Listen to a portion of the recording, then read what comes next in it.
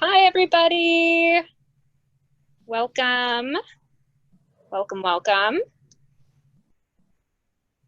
All right. Well, welcome, everybody. I'm Catherine. I am an event host at RJ Julia. Thank you so much for joining us. We are doing a virtual event with Leigh Stein and Halle Butler. Before we get started, I have a few Zoom housekeeping details. You are muted, and you will remain muted throughout the duration of this event. For optimal viewing, use Zoom view functions in the top right corner of your screen and select speaker view so that our authors, whoever is speaking, is highlighted on your screen. Please ask questions in the chat box function of your Zoom screen, and we will get to as many questions as possible. RJ Julia's mission control is monitoring the event, so send your questions in the chat box function. If at any time you drop off the Zoom call or experience any technical difficulties, please click the link again to be readmitted. And don't forget to purchase your copies of Self-Care, and Jillian with RJ Julia will be posting links in the chat box as well. And now on to the main event. Today we're joined by Leigh Stein and Halle Butler. Leigh's new novel, Self-Care, is a satirical, pointed critique of self-care culture, social media, and the cutthroat world of startup capitalism. The world of self-care is not too far removed from her own. In 2014, she spearheaded Out of the Binders and BinderCon, a nonprofit and annual conference grown out of the secret Facebook group, The Binders, in which women and gender nonconforming writers could share advice, contacts, and work. Halle Butler's latest novel is Jillian, which the Chicago Tribune calls sublimely awkward and hilarious. Following the musings of 24-year-old Megan, stuck in her dead-end receptionist job, and her loathsome colleague Jillian, Halle's newest work is a meditation on faulty coping mechanisms and the quarter-life crisis. Halle herself is one of the National Book Award Foundation's 5 Under 35 and a Granta Best Young American Novelist. Thank you, Leigh and Halle, for joining us today, and please take it away. Hi, everyone. Thank you all for coming. I was just typing to see if we could get everyone to be able to comment in the chat, which is awesome. So I'm thrilled to be here with Halle. I said this on the internet, but Halle's book, Jillian, is one of the books I read while I was writing Self-Care, and it really liberated me to go wild with female interpersonal dynamics in the workplace. So I thought I would start us off today by playing a little game with Halle. For those of you who are my super fans who've been to more than one of my events, I apologize for this repetitive content. But the game is called Goop or Faux Goop. I'm going to read Halle a product, and Halle's going to guess whether this is a real Goop product or a product that I made up. And if you are in the chat feature of Zoom and you have everyone selected, not just private message, you can type along and play along, Goop or Faux Goop. Okay, here's the first one. You ready, Halle? No, I'm ready. Okay. A 5-day meal kit that takes the burden out of fasting, $249. Well, I mean, it's real, right? Is that regular? You think it's real Goop? I think it's real Goop, or is it too cheap? You are correct. It is real Goop. It is real Goop. Okay, good. You got an A+ so far. I'm waiting for you to do the vaginal steam thing. Okay, here's the next one. Formulated with a variety of vitamins, including a high dose of the bees, this supplement pack can provide support during times of stress when everyone around you is challenging whether or not you're doing feminism correctly. $90 or $75 with subscription. That's pure you. Correct, that is Faux Goop. Yeah. Okay. Rose quartz infused water bottle, $80. What does it mean when you say that? I'm not sure. You don't know what rose quartz is? Rose Is that, is it like, okay, but what does it mean when it's infused? Is it the glass itself is infused with the crystal? That's right. How much is it? $80. I don't want to just go back and forth, so I'm gonna say that that's also you. That is real. Fuck. It's very elegant looking. I think we can swear on this podcast. Okay, good. It's not a podcast.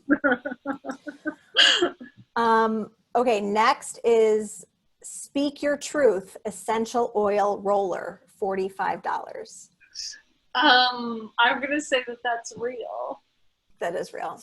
I can't believe it.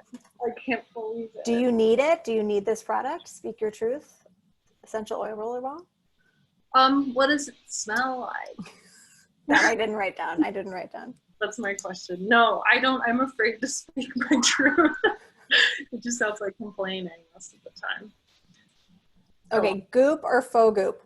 Ayahuasca Journey Essentials Kit, including lightweight Jersey Sarong in Resort White and Millennial Pink Purge Bucket, $279.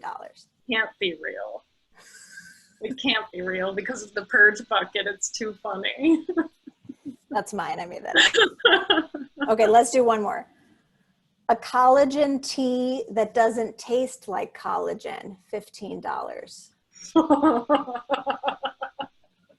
Collagen is ground up cow bones, right? Is that what it is? Is it? Wait, I thought that was gelatin.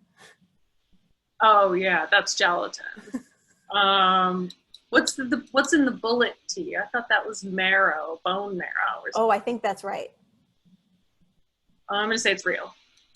That is real. You did good. Thank you. So I thought I would read, I'm going to read a little bit from the novel and I'll explain what it's about. And then Halle and I will talk about it. So we both have books out. So this is going to be a dialogue about both of our books, but both of our books are set in workplaces and they're both about millennials. So I'm just going to read a little bit from the beginning of the novel, which is about female co-founders of a wellness startup called Ritual, which is spelled Richual. And the main characters are Marin and Devin and Khadijah. Marin is the workaholic COO, and I'm going to read from her point of view. She's talking about Devin, and Khadijah is their star employee, but she has not appeared yet in this part. Ritual asked, "When's the last time you put yourself first?" Our app pressed a pause button on all the bullshit in daily life. You could track your meditation minutes and ounces of water consumed and REM sleep and macros and upcoming Mercury retrogrades and see who among your friends was best at prioritizing #me time based on how many hours a day they spent on the app. It was a virtual space where @Smoky Mountain Heart Opener posted videos of herself doing forearm stands in a thong leotard, and @Pussy Grabs Back shared photos of her feet soaking in Epsom salt after a march. It was the digital sanctuary where you went to unload your pain. We earned revenue from the brands who offered solutions to that pain. Serums and creams, juices and dusts, clays and scrubs, drugs and masks, oils and enemas, scraping and purging, vaping and waxing, lifting and lengthening, straightening and defining, detox and retox, the cycle of life. Devin was the face of Ritual. She was also the body. She was literally the after photo in a piece of branded content promoting a 30-day cleanse. T-shirt slogans popped on her flat chest. Her collarbone was usually exposed and opalescent.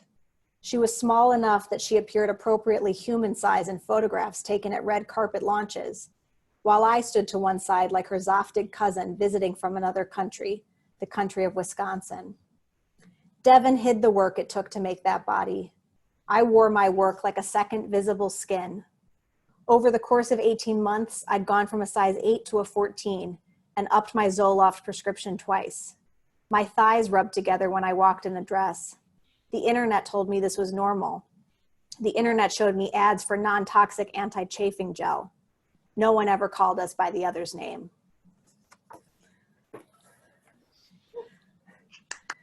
Thanks, Halle. So There couldn't be two more different workplaces, I think, than the kind of, my workplace at Ritual is kind of like the wing. It's all like velvet couches and it's very like female friendly and like the womb. And your novel is set at a doctor's office, very depressing. Gastroenterologist's office. So it's almost like mine takes place in the colon. In the colon? Is that what you said? It's in the world. Right. Different organ. Yeah. Do you want, should I read now just to get it? Oh, sure. To piggyback? Yeah. Yeah, and then we can talk about work stuff after that? Yeah. Okay, cool. I'll do it now just so you know.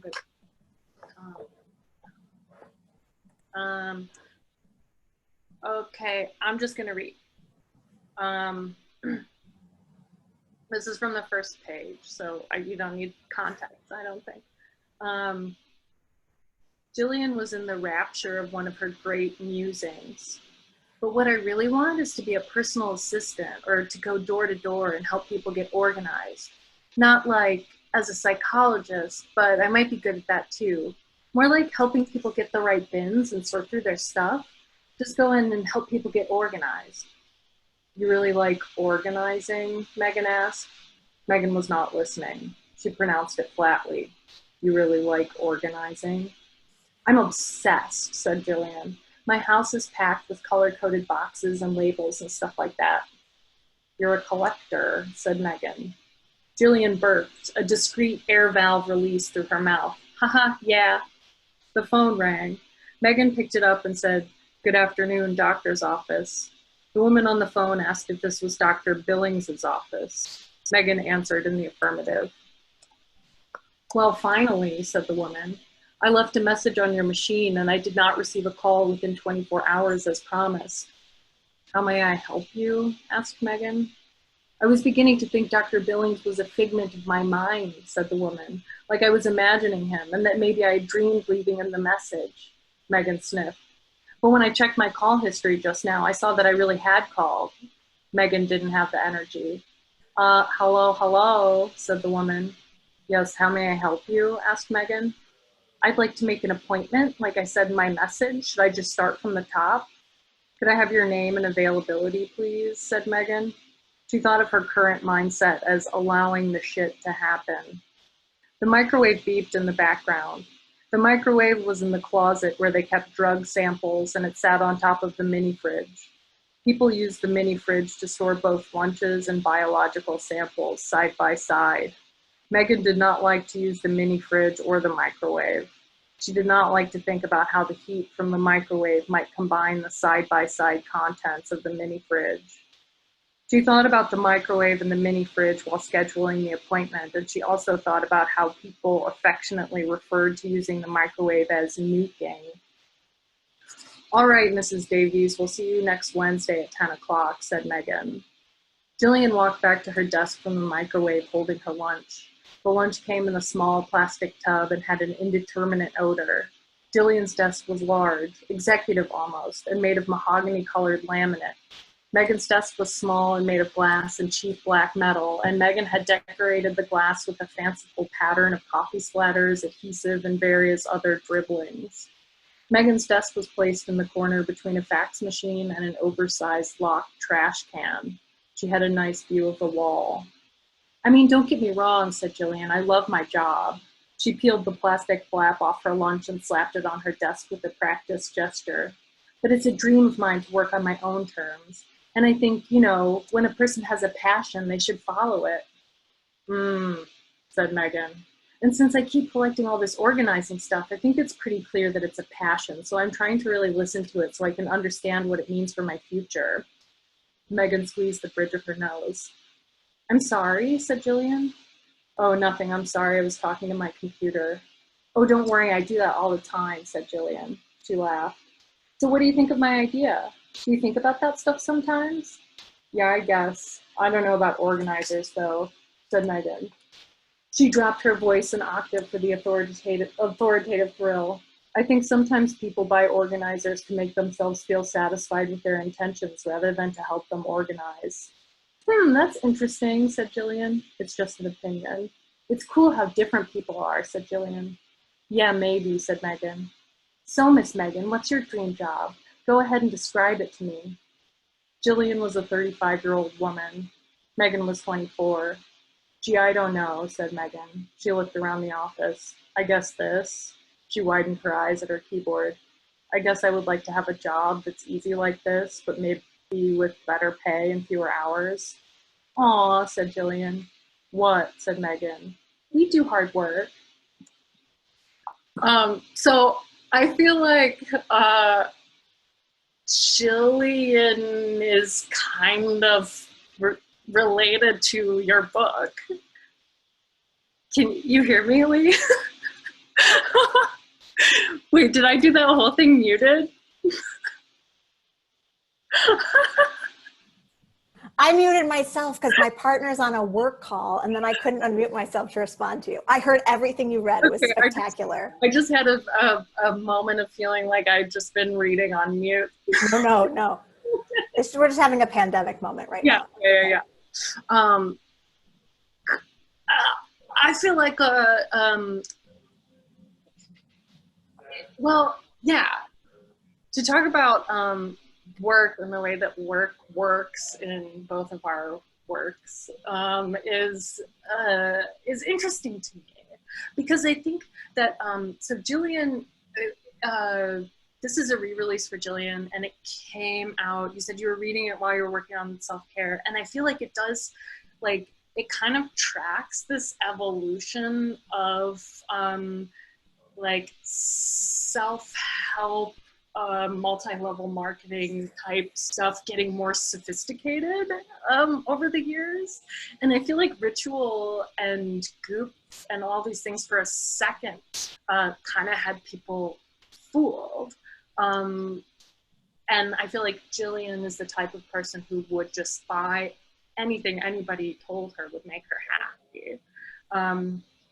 And so I was wondering, yeah, if you, like, it's such, self-care is such an exciting idea for a book, I think, particularly now.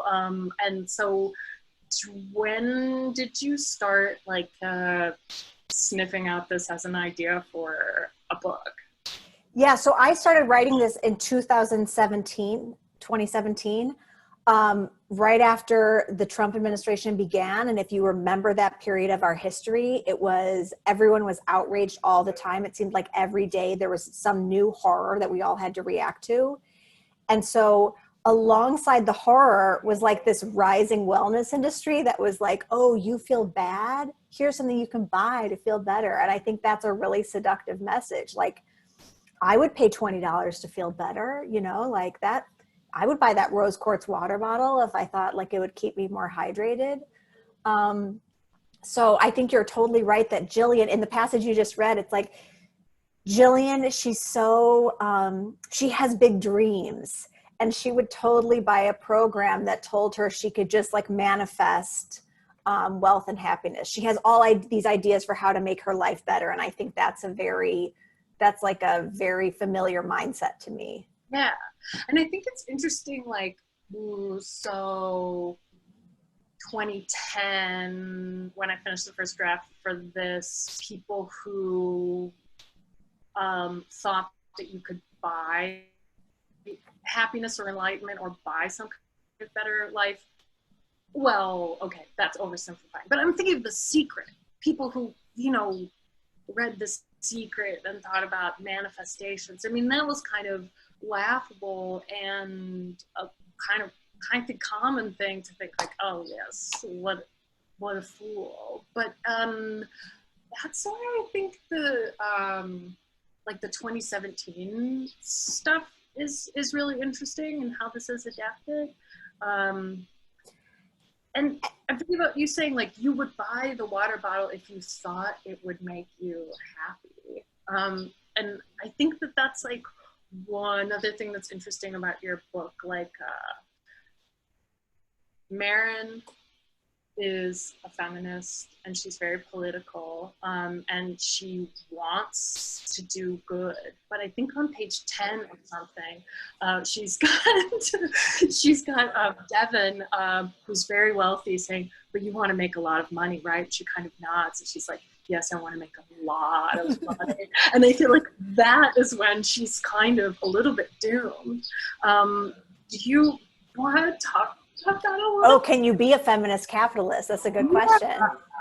Yeah, and I think this is what we're seeing with the fall of some of these girl bosses like Audrey Gelman at The Wing, who they make feminism part of their branding, but the goal of that branding is really to make more money. It's to sell more things to women by saying, I'm one of the good ones. It's a kind of virtue signaling. And I think it's disingenuous if they don't back it up with feminist workplaces. And so the character of Khadijah in my novel is a character who operates as someone who does have ideas of how this workplace could be more ethical, except no one's listening to her. Yes, she does. I think it's like it's really exciting because I mean, I don't want to talk too much about the ending because I was so thrilled by the way it works, but the way you've set up all the characters, they're rich and they're real, but they also are just total symbols. Like we have the Evan, who's like the feminist man who was too good for The Bachelor. And then we have like the Gwyneth Paltrow type, and then the feminist, and then Khadijah's role in this too is interesting, and it's the whole thing just feels like a chessboard. And I was wondering if you felt like, were you, like, from a craft perspective, were you thinking about strategies? Were you like in your heart pitting these characters against each other in a way? Yeah. So this is my fourth book, and the first book that I outlined the plot of, and I mapped the characters in opposition to each other. Oh, cool. So I did think, you know, how are they, and I used this guy named John Truby, I used his method, but he says, like, so Marin and Devin, they're work wives and they're BFFs, but really they're opponents. They're the opponents of the story. And so John Truby says that the opponent is the one who knows how best to attack the hero's weakness. So Devin knows how to attack Marin. Marin knows how to attack Devin. They know how to get each other. And so it's satisfying to me that you read it as this like chess move. It's totally like that, and it's so fun. I'm really happy to hear that you had like a master plan. Master plan for all of this, because it really does just play out in the way that, like, if you do see somebody you sort of know on Twitter, or just like anybody online now making any kind of statement, you can almost, as like a viewer of social media, watch that stuff play out and be like, but if she said that, then she's going to say that. And it's like you do have the sense of kind of predicting the outcomes of the attempts of businesses and celebrities to become engaged with political discourse. Absolutely. Yeah. And that's a really good point that you raised, because I think the first level description of my book, which is, it's easy to see this as a satire of Goop. You know, we played the game at the beginning. It's easy to see what I'm making fun of, but I'm also making fun of this kind of far left social justice keyboard warrior that's just waiting for someone else to make a mistake so they can pounce on them. And the way you say that you can follow the moves, there's almost like a play. If you've lived on the internet as long as I have, I mean, more than half my life I've been on the internet, you memorize the playbook. Yeah, totally. And like, well, to talk a little bit about Khadijah, like, she does want to kind of start learning this new version of the playbook, which is not so much about, you know, putting crystal dildos, you know, it's more about these, like, the like what the market wants is evolving. And so Ritual tries to evolve with the new market demands. And the way that happens, I mean, the critique is clear and nuanced and really thrilling to watch play out. Do I have a question, or am I just gosh. No, I'll throw a segue. I think one of the things our books have in common is the way your work life and your personal life start to blur together. And I think this is true, especially now that we're all at home. Mm-hmm. But like Megan works all day with Jillian, and then she goes home and like dishes to her boyfriend about Jillian. It's like she can never escape Jillian. It's like when you're not at work, you're talking about your work. Yeah. So work becomes like this labor, this like 24/7 labor.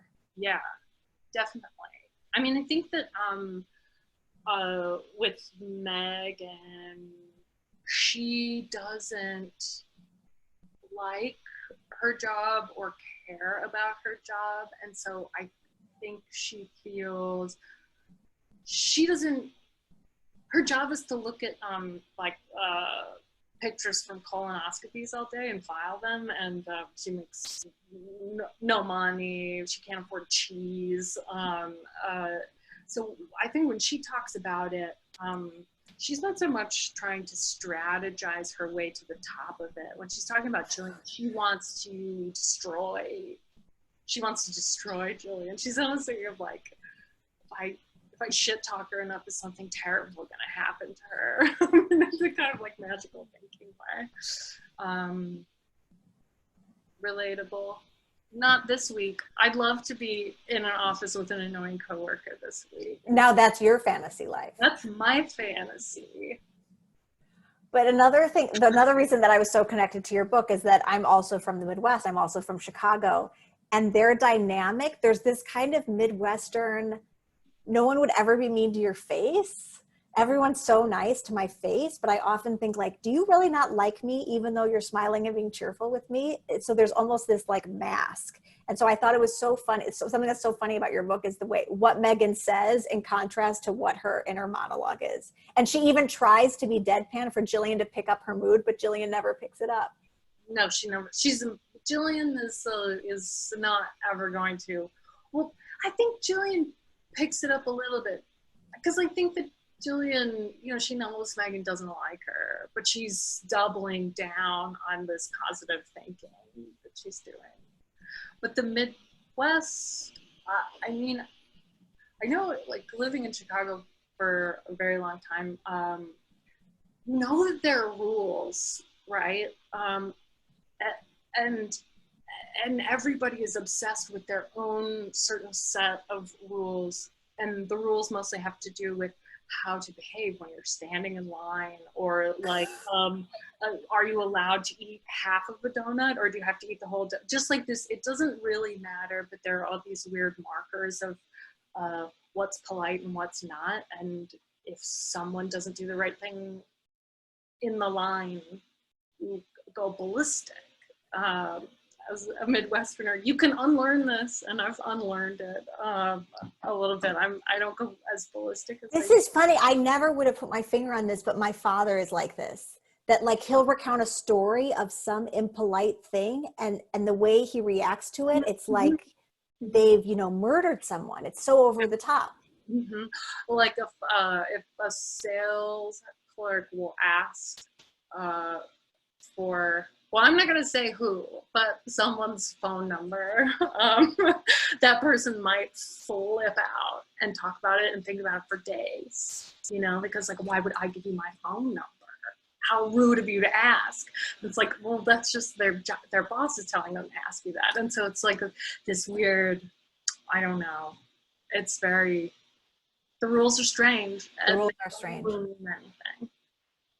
Yeah. I think.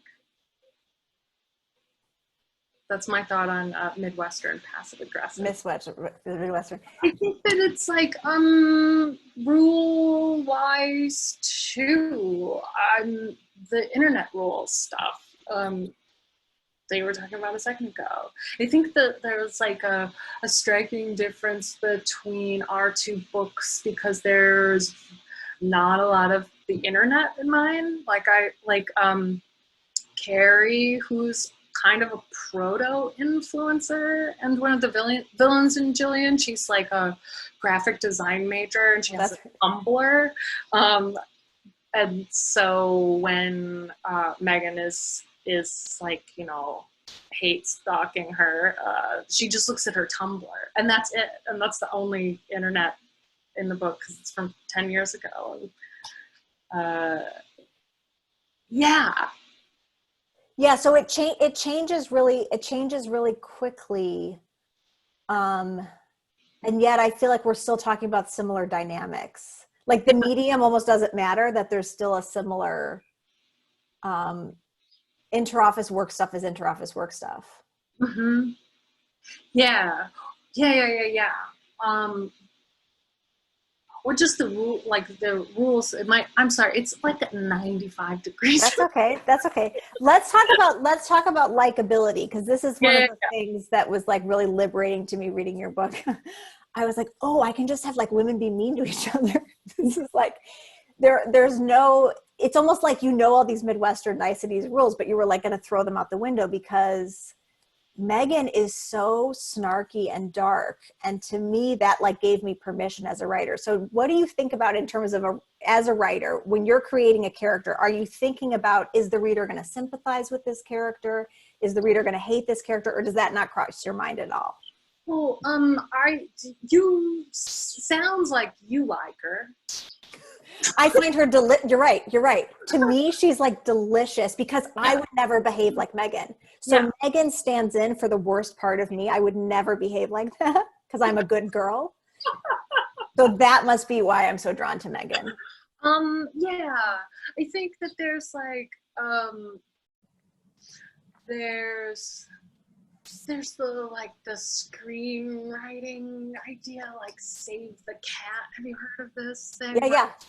You know, your hero has to save the cat, and it's like literally they have to save a dying cat or do something nice so that the audience will pay attention to them because they know that their hero has goodness inside of them. And, to me, I haven't really read a lot of novels where that was really the case, or I guess, you know, I wasn't really thinking about it at all. I think that Megan has a lot of vulnerability that shows through her callousness, and I think she's definitely going through some shit, but just like from a craft perspective, I didn't want to take time charting why she was sad so that you wouldn't hate her. I also was just thinking about a very small group of readers for this, like 10 people who I wanted to read it, and I figured they'd get it. But I think that's such a good point, though, for anyone who's listening to us that's a writer. Like imagining 10 people instead of imagining 1,000 strangers can really help clarify what it is that you're doing. Because if you're trying to create for like the largest possible audience, it kind of diffuses what you're doing. I would say that a lot of people are very similar to each other, and so people will pick up what you're putting down most of the time, so you can keep it kind of niche. Right. Like I'm very drawn to depressed characters that are funny. Like that is a taste thing for me. Yeah. You have funny depressed characters. I feel like this is an interesting question for you to ask, because I feel like the way that we empathize with all of your characters changes so drastically depending on what section of the book. I mean, I found myself assuming that I would think Devin was, Devin. But then there's moments where I'm like, no, but she's right. You felt for Devin at times. You sympathize with her. Interesting. Shockingly, yes, I definitely did. So what were you thinking about in terms of, I wonder if likability, I don't know how I feel about that word, but like it's very gendered too. Yeah, of course it is. But how are you thinking about creating empathy and complicating that empathy for your character? Yeah, I think the empathy I had to, it was a journey to find it. I think in earlier drafts, there was less of it. I think I was just like skewering these women and I was just making fun of them and I was being mean and feeling free to be mean. And then as I revised, I started to see them through a more empathic lens myself. And I realized at the end, I think each of my 3 characters thinks she has it the worst. So they all have problems and they can't see that the other women have problems too. They're all kind of, you know, self-involved, self-care. They're all wrapped up in their own issues. So I think the empathy took me time to find it, even though I'm a very empathic person. Like with a satire, it wasn't my first instinct to write empathetic characters, but it is interesting. My book is short, so people are reading it in like an afternoon and then texting me. So I'm getting a lot of messages all over the place. So some people are like, oh, I sympathize with all 3 women. Some people are saying, I hated all of these characters. There's no redeeming qualities to any of these characters. Some people say Khadijah is the only realistic character in the book. Some people say Khadijah is flat and the other 2 characters are real. So it's all over the map, but I think that's actually really interesting. And I think it says maybe something about the reader. What are they connecting to? Yeah, totally. It's a litmus test. Yeah. Oh yeah, I had a really good question. Yeah. No, that stuff is really exciting. I think with Jillian, I definitely, when I sat down to write it, I was thinking, you know, I'm going to explain to everybody how bad my job is, and how horrible it is to be me. But then, you know, that got boring, and then I lost empathy with the character who was based on me, and got more empathy for other characters, and it just changes over time. Yeah, and I think the character of Marin, any of my friends who read the book, they'll probably recognize me in Marin. Marin is the character that's most like me, but I'm making fun of myself with that character because she's such a martyr. She works so hard and she feels so unappreciated. So I just kind of cranked up my own worst qualities. Right, you have to do that, and there's like, everybody uses degree of self-portraiture and looking at the surroundings that they know best, but I think that to reduce something to thinking like, oh, that character is me and that character is my old friend, is like ignores all the craft that goes into it. Right. I'm even thinking about in like what you just said a second ago about how in the end all the characters think that they have it the worst. I mean, you lead up to that so beautifully with the idea to switch over to all of the post captions having to do with suffering, like the power of the suffering. Like, let me tell you a secret. I've never told anybody this, but you know, here's the worst thing that's ever happened to me. And that becomes a currency. So to suffer more becomes a kind of currency. And how does that have to do with the, you know, capitalist feminist system? And it's just right. We're like giving these social media platforms like the darkest things that have ever happened to us as content for clicks. Yeah. What? So I do want to jump in here, guys, and move on to a little bit of Q&A. This has been an awesome discussion so far. And so I want to kind of piggyback off a little bit, I think, of, I guess, the currency of sort of the social currency of suffering. And Leigh, I think specifically with self-care, I notice a lot of potentially parallels to your own life, knowing your involvement with BinderCon and with the Binders Facebook group.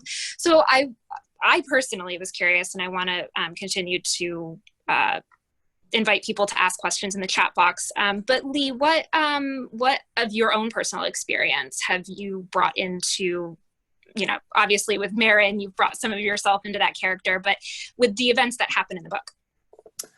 Well, another way that I feel echoey now. Can other people hear that echo? Oh, it's better now.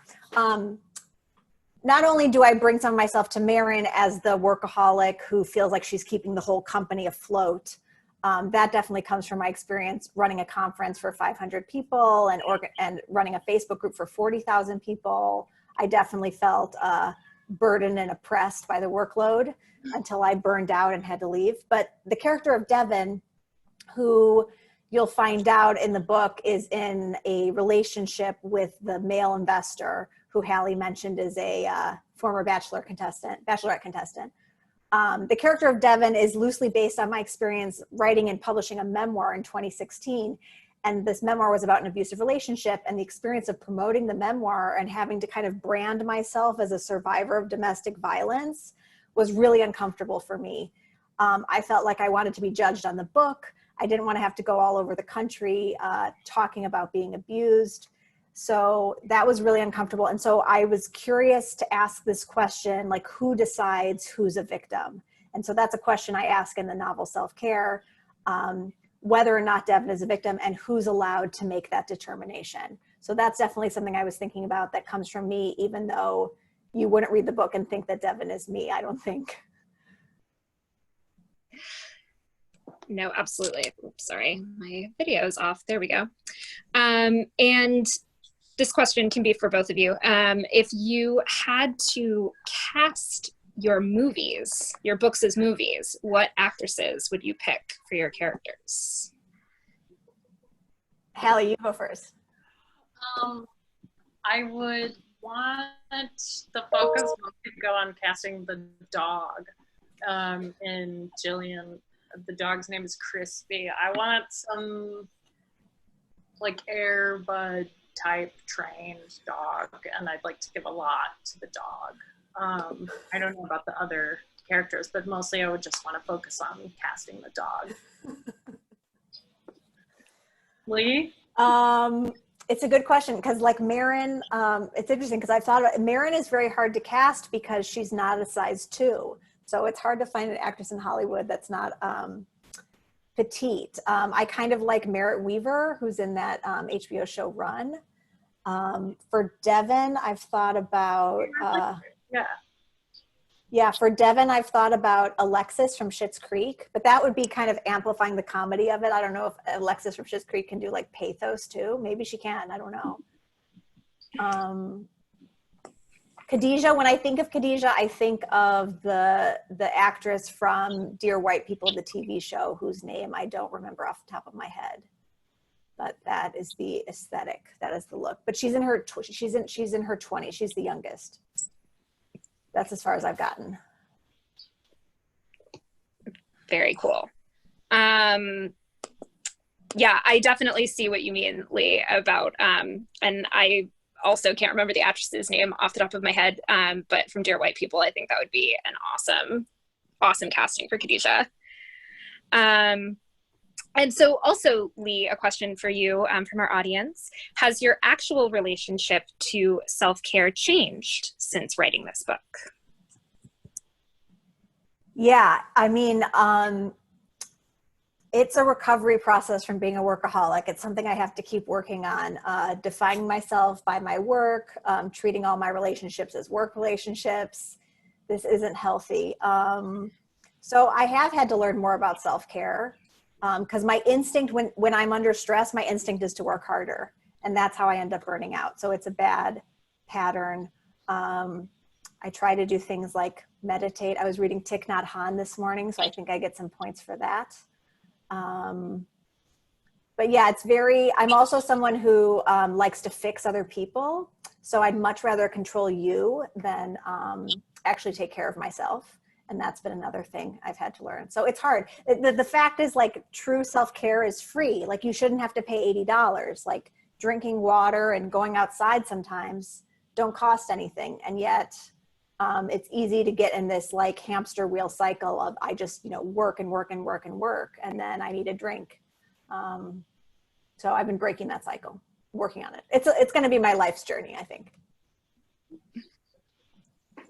Absolutely. Halle, your self-care routine? Huh? What is your self-care routine, Halle? What does that look like for you? I don't. No, I mean, I don't have No, I don't have a self-care routine. Oh, God. I mean, I have depression, and I've spent years figuring out how to make that not an obliterating force in my life, but, you know. Yeah. So I'll keep it. But I think this is an important distinction, like the difference between self-care and mental health care. Like mental health care is needed first. Like you need to be on the right meds or have the right therapist before you can like make face masks a part of your self-care routine. Yeah. Yeah, totally. And I think like if you're asking me, do I run and eat salads? Like, yeah, sure, sometimes. And I stretch, and I'm like I'm not completely ossified by stress or whatever. But I don't have like an ointment series or anything. So. You're keeping plants alive, which is better than me. I've killed all my plants, and so I congratulate you. Thank you. Yeah, I love plants. Amazing. So another audience question, sort of moving away from the topics of Jillian and self-care. What other books are you reading right now? Do you recommend? Can be, further quarantine reading. If you are looking for an escape, Nothing to See Here by Kevin Wilson is phenomenal. It's the best book I've read all the year, probably. It's about a babysitter for two little kids who light on fire when they're upset. It's funny and poignant and like just a treat. I recently read True Love by Sarah Gerard and thought it was excellent. I would definitely recommend that. I reread Pitch Dark by Renata Adler last month, and it was so good. It's really devastating. What else? Fraternity by Ben Nugent. Short stories about frat boys. Just trust me, it's very good. Short stories about what? Frat boys. It's called Frat boys. Yeah, but it's not what you expect. So that's what I've been reading. Yeah, Fraternities I think just came out yesterday. Mm-hmm. Yeah. And Nothing to See Here is absolutely phenomenal. Totally agree with you there, Leigh. Absolutely. Highly recommend. And then we do have another audience question. Let me check back here in the chat. Oh, yes. So both of your covers are really evocative, actually, really bright, but also sort of have almost a sinister sort of underlying the black lotion out of your lotion bottle, Leigh, and the, I think, cigarette butt of the mouth on Jillian's cover. So were you guys involved at all in your book cover design or any sort of interesting stories behind those covers? Do we have the same cover designer, Leigh? Maybe. Mine says Lynn Buckley. What does yours say? Yeah, Lynn is also my cover designer. So. Oh, that's awesome. Lynn Buckley. Yeah, they're both really, really cool covers. Yeah, she's great. Yeah. I can say that at one point there was a conversation about, did we need to change the title of my book because would people think it was literally a book about self-care, like non-ironic, like take care of yourself? And I pushed back and I said, no, it has to be self-care. Like, isn't there a way to indicate to the reader through the title, through the cover art, that it's meant to be ironic? And so that's what they come back with this pink Pepto-Bismol pink bottle with black goop coming out of it, which I think is perfect. It says this is pink, this is wellness, but there's something sinister inside. So I think they knocked it out of the park. I'm very happy with my cover. Yeah, I'm also very happy with my cover too. My editor knows I'm a little handsy. I went to art school, and so I have a particular thing that I'm looking for. But yeah, they were great over there, and I liked all of those covers, but I like this one the best.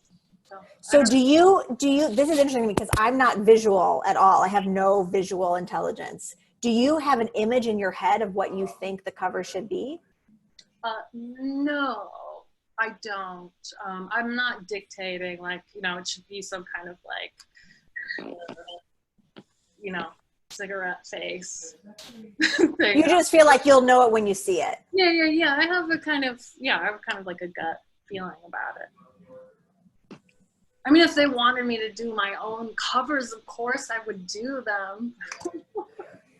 Just putting it out there for your next book, just throwing it out there. All right, so I have a final wrap-up question for both of you guys, as a sort of parting thought, a bookseller's challenge, if you will. Can you both give a one-sentence elevator pitch for each of your books? Each of my books? Oh, sorry, each of, like, so Leigh and Halle. Oh, okay. If you want to give all of them, go for it. Hey, if you're over too early, I see that. There's a pop quiz on my own books. Okay. Are you gonna go first, or you want me to go first? I'll go first. My book is a satire about the wellness industry and girl boss feminism and how feminist values can be corrupted by those in power. Ooh. Yeah. Nice. That's I like that. Yeah. I actually don't do pitches, so. All right. Halle's in hell with this question. Halle's like, picture a dog. It's a dog. It's Airbud. The wind is blowing silkiness. I don't know. It's if you tell people what my book is about, they might not want to read it. So it's just, you know, go to work, you don't like it, go home, you don't like it, go to work, you don't like it, go home, you don't like it, you know. That's my book. I was like, eating it up. Give it to me. Wait, before we wrap up, let me just say that my worst job ever was in Illinois. I was a temp at a sump pump company during a very rainy season in Chicagoland area. And when the phone wasn't ringing, I brought a book to read. And then I was told I was not allowed to read books. And the only thing I could read on my downtime was the sump pump company's manual. I did not last very long. But yeah, wow, that's the most. That was like my Megan experience, my most Megan experience. Oh man, that's great. I used to apply to work as a urine courier in Chicago because I thought it would be cool. You drive the pee bottles from the hospital to like Quest Diagnostics or something, but I never got a call back. Oh man. Yeah. You didn't make the cut for the pee driver. I'm sorry. It would be so fun to tell people what you do if you're urine courier. Yeah. Well, thank you for having us, RJ Julia. Thank you. Thank you, guys. Thanks so much for joining us. I just want to give a final reminder to everyone that Self-Care and Jillian are available for purchase. Links are in the chat box, and we really appreciate all of you joining us this afternoon. And Leigh and Halle, thank you again. This has been so much fun. Thank you. Thank you. Thanks, everyone, for coming. Have a good one, guys.